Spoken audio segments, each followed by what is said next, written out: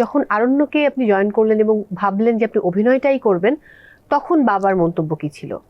বাবা প্রথম একটু মন খারাপ করেছিলেন যে ফুটবল ছেড়ে তুমি অভিনয় শুরু করলে, এটা তো অনেক স্ট্রাগলের একটা পথ। তো এই জায়গাটায় মানে আমি কতটুকু সফল হব সেই বিষয়ে তার একটা দ্বিধা ছিল। যে তারপরেও তিনি আমাকে ওইভাবে কখনো বাধা দেননি। বলছি ঠিক আছে, তোমার যেটা করতে ভালো লাগে, করতে চাও সেটাই করো, কিন্তু পড়াশোনাটাকে কখনোই তুমি হেলাফেলা করা যাবে না। পড়াশোনাকে কন্টিনিউ করে রেখে তারপর তুমি থিয়েটার করো, কোনো অসুবিধা নেই। পরবর্তী সময় আমি দেখেছি যে আমি রিহার্সেলে গেলেও আব্বা আমাকে তার গাড়িতে করে আমাকে রিহার্সেলে পৌঁছে দিতেন। আমার নতুন নাটক হলে পরে উনি মঞ্চে এসে আমার নাটক দেখতেন। হ্যাঁ, এবং একটা সময়ে আমি আব্বার মধ্যে ওই প্রতিক্রিয়াও দেখেছি যে আমি অভিনয় করি, আমাকে মঞ্চে দেখা যায়, আমাকে টেলিভিশনে দেখা যায়, এটা তার কাছে ভালো লাগে। খুব স্বাভাবিক।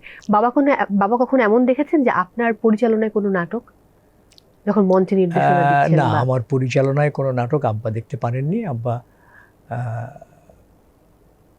সম্ভবত, আব্বা তো মারা গেছেন 2003। না, আব্বা দেখেছেন। হ্যাঁ, আমার প্রথম নাটক যেটা ডিরেকশন দিয়েছি মঞ্চে, পাথর, সে নাটকটি আব্বা দেখেছেন। সেটার আবার অনুভূতিটা কিন্তু অন্যরকম, যে আমার ছেলে ডিরেকশন দিচ্ছে। সেটা তো এক ধরনের, মানে তার কি বলবো, তার যে স্যাটিসফ্যাকশনটা, সেটা কিন্তু তার চোখে মুখে আমরা দেখেছি। আর মায়ের গল্প যদি জানতে চাই? মা সবসময় প্রশ্রয় দিয়েছেন আমি যাই করি। শুধু আমার ব্যাপারে না, আমি দেখেছি যে আমার ভাই বোন সবার ব্যাপারেই মা খুবই উদার। হ্যাঁ, ছেলেমেয়েরা যে যা করতে চায় তিনি পরিবারের ওই জায়গাটা থেকে উনি সবসময় সাপোর্ট করতেন। এবং কখনো কখনো বাবা যদি শাসন করতেন তাহলে মা দাঁড়িয়ে যেতেন যে না, এইভাবে ওকে শাসন করা যাবে না।